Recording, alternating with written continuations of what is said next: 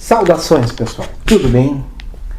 Este é o Bit a Bit, o quadro do portal Curioso Digital, que trata de temas diversos, diferentes dos outros quadros que tratam de temas mais específicos e que normalmente está dentro de uma sequência, né? A gente vem falando inicia um assunto, vem falando sobre ele, durante uma sequência de posts, de artigos ou de vídeos.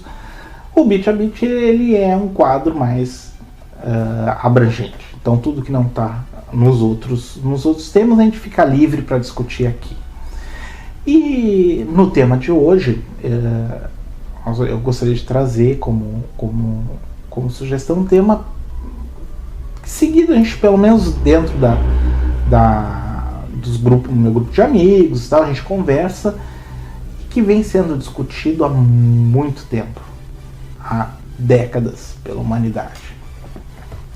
É um tema recorrente, que é a tecnologia, o quanto que a tecnologia pode substituir a mão de obra, né? E para ser mais específico, o quanto a tecnologia atual pode nos atingir hoje, né, ou para o futuro, na nossa profissão, né? Seremos ou não atingidos por ela? Mas antes, para entender um pouquinho mais sobre do que a gente vai falar, assim, do que a gente pode trazer, e o que eu quero trazer aqui não é nenhuma polêmica, é mais uma reflexão, né, para que a gente possa pensar mais profundamente sobre essa questão de mercado de trabalho. Bem, mas vamos pensar, voltando bem lá, lá para o ano 1760, pouco depois, lá a primeira Revolução Industrial, onde começaram as pessoas a virem do campo, das cidades afastadas para as grandes metrópoles, procurando trabalho, e acabaram dentro das indústrias da época. Então, e aí isso lá, Grã-Bretanha, né, começou esse movimento, e aí isso começa a se estender pela Europa, 1820, 1840, onde a gente tem ali a segunda Revolução Industrial, né, tudo isso movido muito pela invenção da máquina a vapor. E aí nós temos inicialmente as pessoas saindo, né, das pequenas cidades, procurando cidades, e depois a substituição dessa mão de obra maciça no caso, por exemplo, pela mecanização. Um exemplo é os teares mecânicos, os teares a vapor, que começaram a substituir alguns artesãos. Então, poucos artesãos conseguiam fazer o trabalho de muitos que faziam de forma manual. E então já é um primeiro momento onde a tecnologia começa a influenciar no mercado de trabalho. Mas vamos trazer um pouquinho essa história um pouco mais para nossa realidade, mais próximo. Lá metade da década de 80, quando os computadores eles começaram a surgir, assim, a se tornarem populares aqui no Brasil. Então lá 84, 85, 86, muitos escritórios passaram a ter computadores, né? Escritórios, empresas.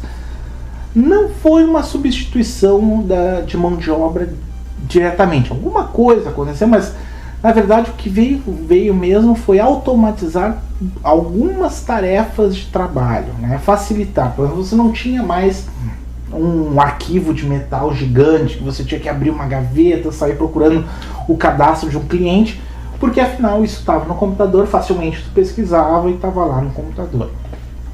Então nessa primeira fase aí nós temos muita substituição de cadastros manuais, de folhas de papel, por cadastros realizados no computador, como por exemplo cadastro de clientes, contas a pagar, contas a receber, controle de estoque, bem, enfim, vários cadastros dentro das empresas. Também alguma coisa assim, obviamente, máquina de escrever, as pessoas começaram a deixar a não usar mais a máquina de escrever, porque era mais fácil você conseguir escrever um texto, visualizar o texto na tela, fazer as correções e aí imprimir. Se você tinha uma impressora, você conseguia imprimir.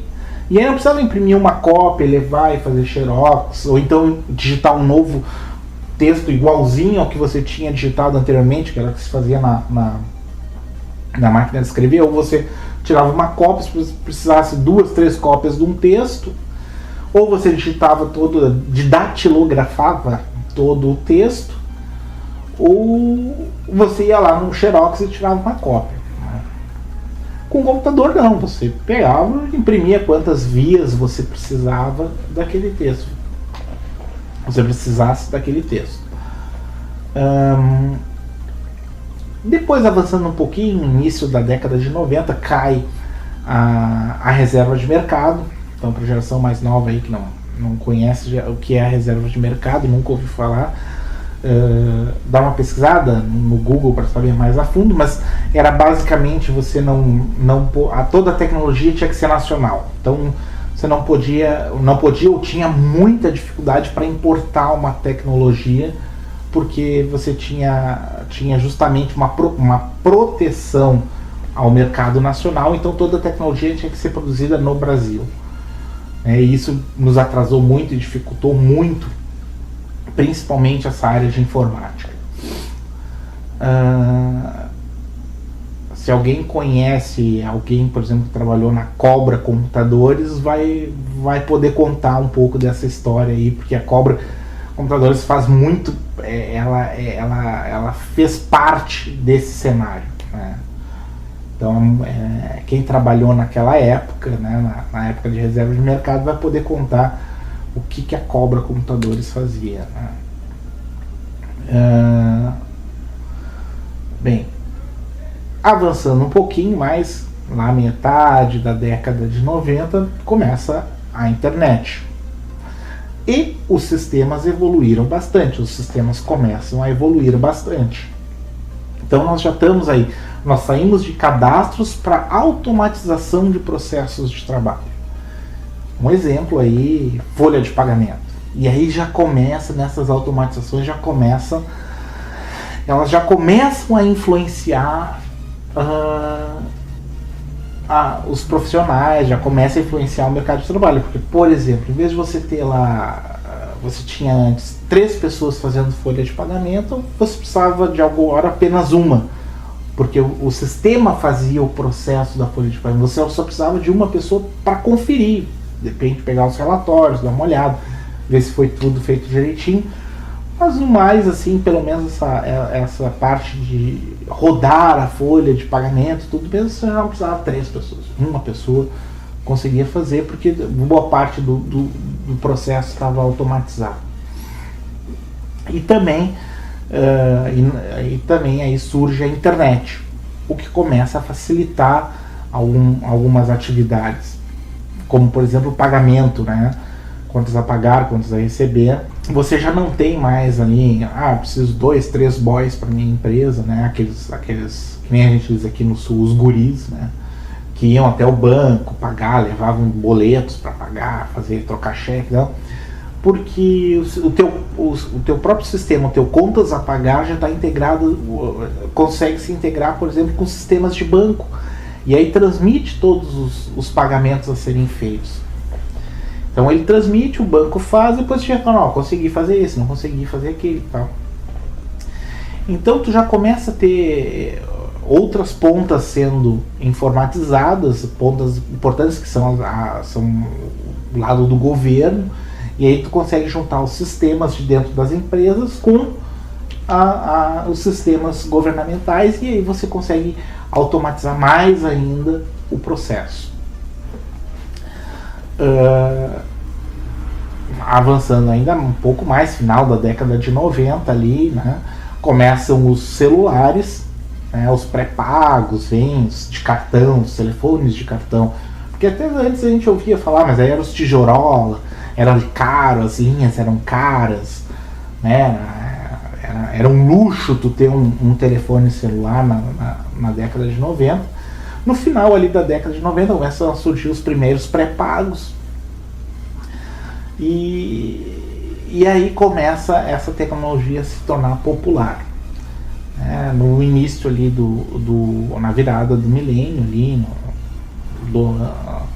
primeira década ali de 2000, a gente tem a popularização da telefonia celular, e aí começam os aparelhos a ficarem mais populares, as pessoas conseguem mandar mensagem, mas ainda aquelas funções básicas, telefonar, mandar mensagem, tem um ou outro aplicativo, joguinho, sei lá, que funciona, mas aí já começa assim, na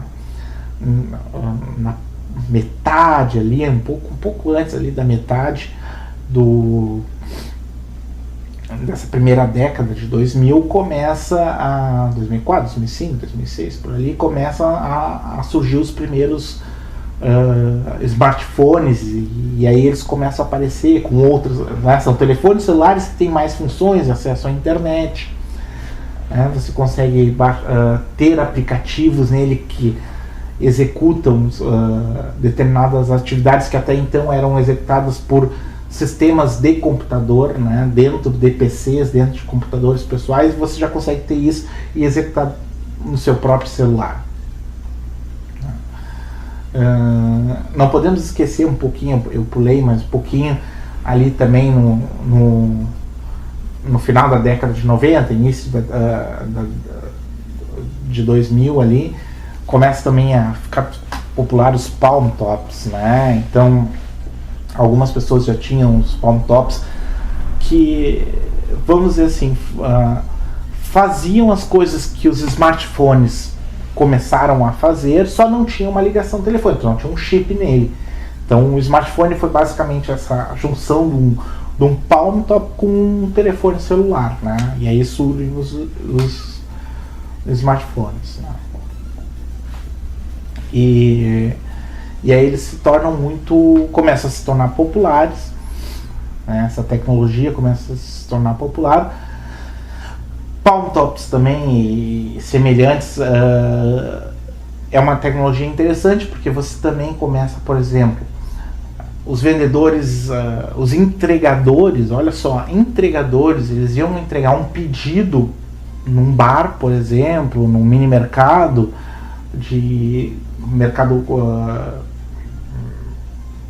qualquer mercadoria lá, né? Refrigerante, por exemplo. E eles já anotavam um pedido, né, no próprio Palm Top, pedido do cliente para o próximo mês. Quando eles chegavam na empresa, eles descarregavam aquele conteúdo do Palm Top para dentro dos sistemas da empresa, né? Então isso deu um ganho muito grande para as empresas, né? E também acabou influenciando no mercado, na profissão de comprador, né? De vendedor, de comprador, porque você não tinha esse intermediário, o próprio sistema já analisava, já processava o pedido, já dizia, você tem que pedir mais tanto de matéria-prima, tanto de, né? E inclusive alguns sistemas tinham possuem ainda, né, a inteligência de já ter identificado, já tem cadastrado lá, o meu fornecedor deste material, meu fornecedor autorizado dessa matéria-prima é esse.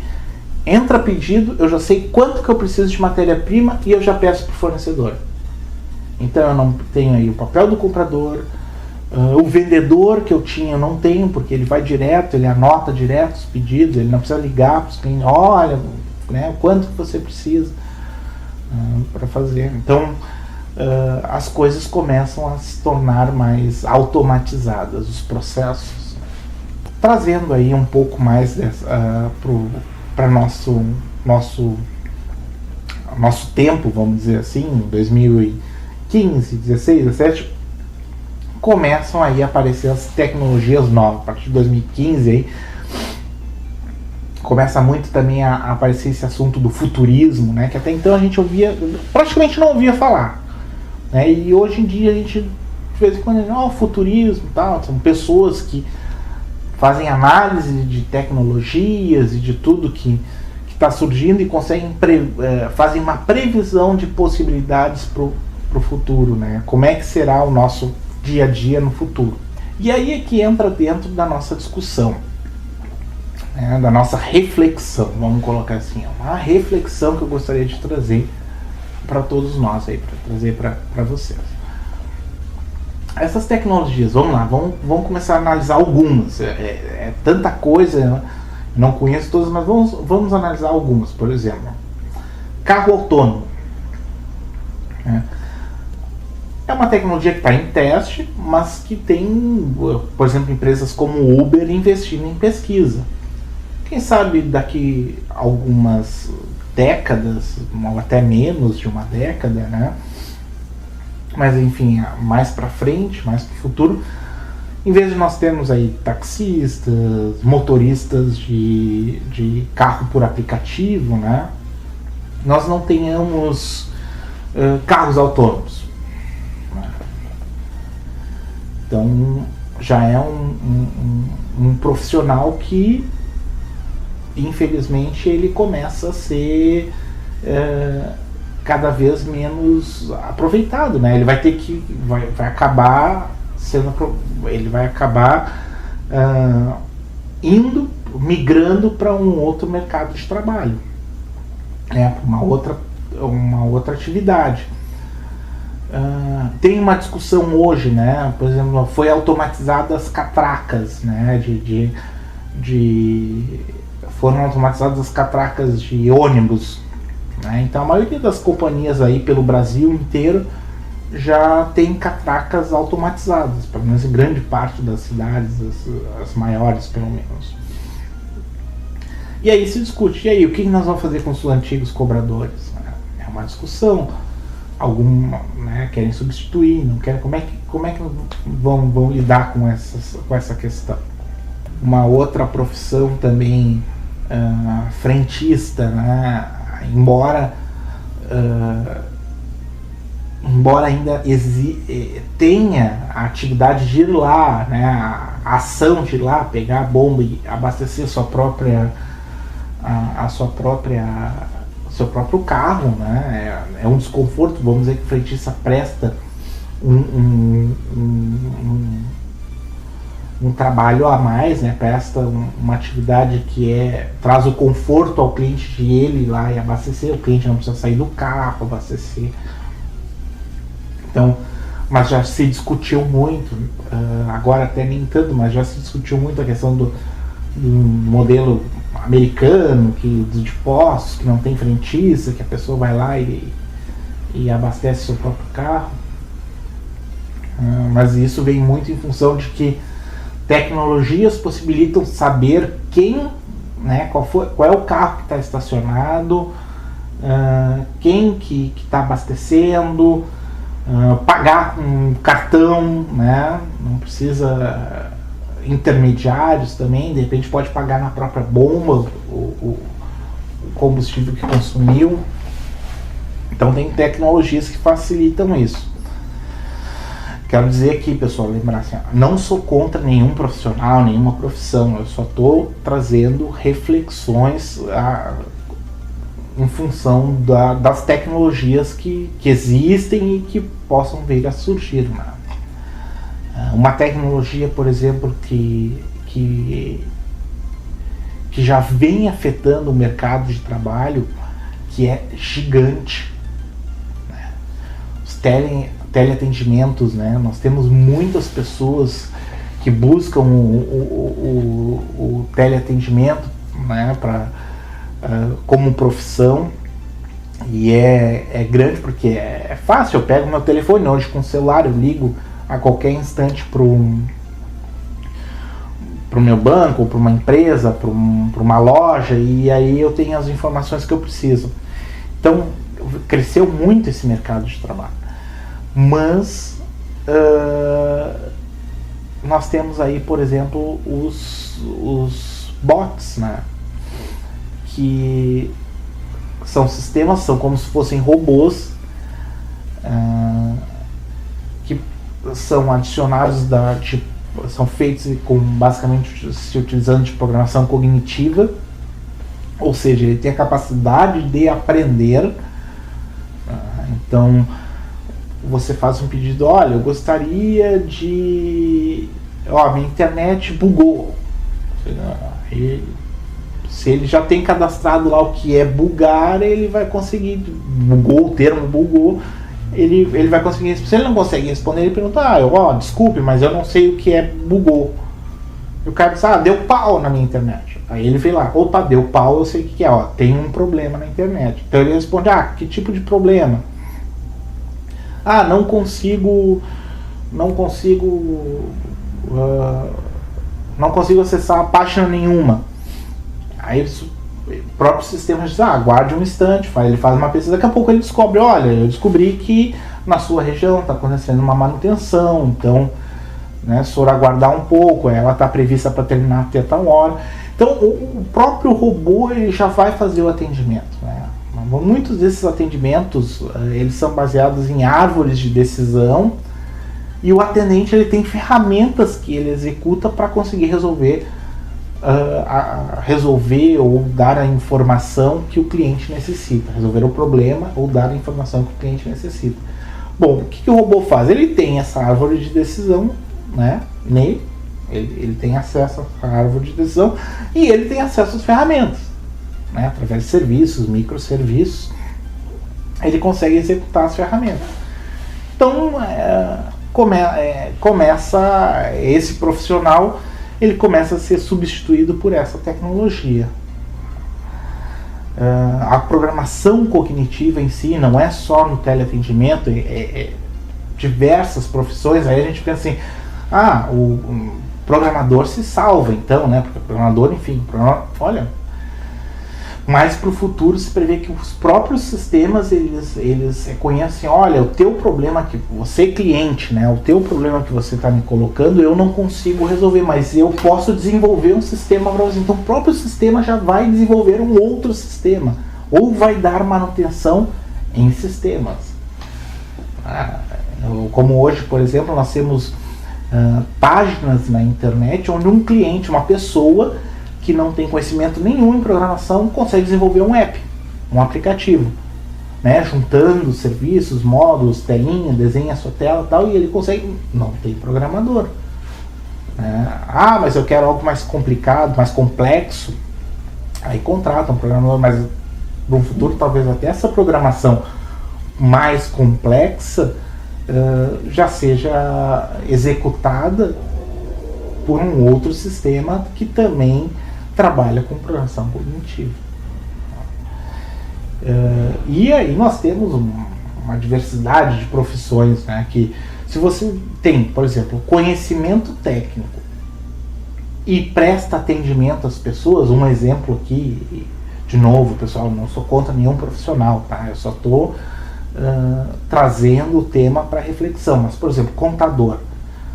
O contador ele é uma pessoa que tem um conhecimento técnico grande, né, fez uma faculdade e presta atendimento às pessoas, né, entende o problema das pessoas, vai lá, resolve, né, vai até órgãos de governo para resolver problemas relacionados à empresa ou então a questões contábeis, financeiras pessoais, né. Mas daqui a pouco, se o sistema, né, se um sistema tiver acesso aos serviços de governo, se o governo disponibilizar tudo em forma de serviços ou microserviços, e você tem conhecimento, ele tiver o conhecimento técnico e ele tiver a condição de aprender e lidar com as pessoas, aprender como eu, Gabriel, ou qualquer pessoa lida com determinadas situações, né, entender o problema daquela pessoa, se esse sistema tiver condições de fazer isso, bom, né, aquele profissional infelizmente não vai ser mais necessário, né? Isso eu não falo só contador, eu falo qualquer profissão, né? Hoje já se fala até mesmo em tu ter robôs humanoides, né? Robôs androides, vamos dizer assim. Na verdade são robôs que têm a fisionomia humana, para que ele possa atender. Por exemplo, você chega num pub, num bar, em vez de ter um atendente, tem um robô. E ele prepara o teu drink, ele entrega, ele conversa contigo. Mesma coisa, você chega na recepção num hotel, tem lá um robô, né? E isso já tem pesquisas, já estão sendo feitas pesquisas, já tem, ainda não é a perfeição né, da expressão humana, mas está chegando próximo, né? Existem empresas que pesquisam robôs, por exemplo, que já pegam caixas, que levam daqui para lá, que caminham, que conseguem perceber um ambiente. Então, imagina que hoje você tem pessoas que carregam caixa, né? Carregam caminhões, descarregam caminhões. Por exemplo, a Amazon, boa parte do depósito da Amazon são pequenos robozinhos que sabem onde a posição de onde estão os livros, vão lá, vão até as estantes de livros. Lá sim tem pessoas que separam, põem em caixa, põe o robô, e o robô anda pelo depósito até a parte de envio, né? Então essa parte também é toda automatizada. Daqui a pouco você tem um robô mesmo que vai lá, que separa o livro, um outro robô na ponta que pega, que põe dentro do caminhão. Ou seja, tu tem praticamente um centro de distribuição 100% automatizado. E essas pessoas que estavam lá, o que elas vão fazer? E aí a gente chega no ponto, as tecnologias de hoje e as tecnologias do futuro vão afetar o mercado de trabalho? Vão me substituir na minha profissão? Pode ser que sim. E o que vai acontecer então com os profissionais? O que vão acontecer com as pessoas? Bom, aí é uma discussão muito grande. Aí eu gostaria de chamar vocês, né, que estão nos assistindo, a pesquisarem e descobrirem essas alternativas. De repente vir aqui no vídeo, lá no portal do Curioso, escrever: olha, eu pesquisei e descobri que tem essa, né? As pessoas estão fazendo, né? Por exemplo, tem países que falam em renda mínima, né? Então a pessoa vai ganhar uma renda, toda a população ganha uma renda mínima para sobreviver. Vamos dizer, ela consegue viver com aquela renda que teoricamente é justa, mas é claro que se ela pode trabalhar para agregar a esse salário, né? Tem outros, por exemplo, como o projeto Vênus, que Vênus não tem nada a ver com o planeta, nem coisa assim, é uma localidade, é um lugar ali nos Estados Unidos, onde tem um grupo, uma instituição que pesquisa, por exemplo, economia baseada em recurso. E é interessante, é como se tivesse... eles baseiam-se na fórmula de que se nós dividirmos igualmente os recursos do mundo inteiro, não existiriam ricos, mas também não existiriam pobres, e todas as pessoas viveriam com muito mais do que elas precisam para viver, né? Então todas teriam plenas condições de viver. E automatização plena de todas as atividades manuais, vamos dizer assim, né? Então, desde a agricultura, a construção, tudo que puder ser automatizado, a não ser que seja por hobby, que uma pessoa faça por hobby, por vontade, senão é automatizado. Até mesmo o próprio governo, né? Então, tem lá centros de processamento de dados, né? CPDs, computadores que vão analisar o que as pessoas estão precisando e vão tomar decisões baseadas na necessidade das pessoas. Deu seca numa região, então vão mandar recursos para aquela região. Bom, pessoal, e se vocês pesquisarem, vocês vão encontrar uma série de outras alternativas, né? Assim, não é uma coisa bacana de estudar, de se refletir, não precisa sair correndo, desesperado, minha profissão vai acabar, eu não vou. Não é isso, pessoal. Mas o que a gente faz por gosto, a gente está fazendo porque gosta de fazer, né? Se de repente você não precisasse mais trabalhar, o que você faria? O ócio seria uma coisa boa, né? Para mim não, com certeza eu estaria fazendo vídeos para internet, estaria trabalhando dentro da linha de maker, talvez tivesse uma oficina para fazer coisas para mim ou para quem gosta de coisas manuais, eu mesmo estaria automatizando minha própria casa, enfim. As pessoas iam trabalhar, talvez elas iam ter tempo e investir na questão da família, ou da diversão, no entretenimento, enfim, né? No esporte. Porque artes, né? O quanto que os robôs conseguem, né? Nos substituir enquanto artistas, né? Então uma série de profissões aí que talvez as pessoas façam porque realmente gostam e não porque precisam ganhar dinheiro. Bom, pessoal, quis trazer esse assunto para reflexão. Espero que tenham gostado. Se gostou, dá um joinha aí, ajude o nosso canal, ajude o portal compartilhando o nosso link, né, nosso portal, compartilhando esse vídeo, né, não esqueça ali, é www.curioso.digital, ou só aqui, curioso.digital, já digitando isso, né, curioso.digital, já está valendo, né, já, nosso site já está aqui, nosso portal. Espero que tenham gostado, pessoal, e até a próxima. Obrigado.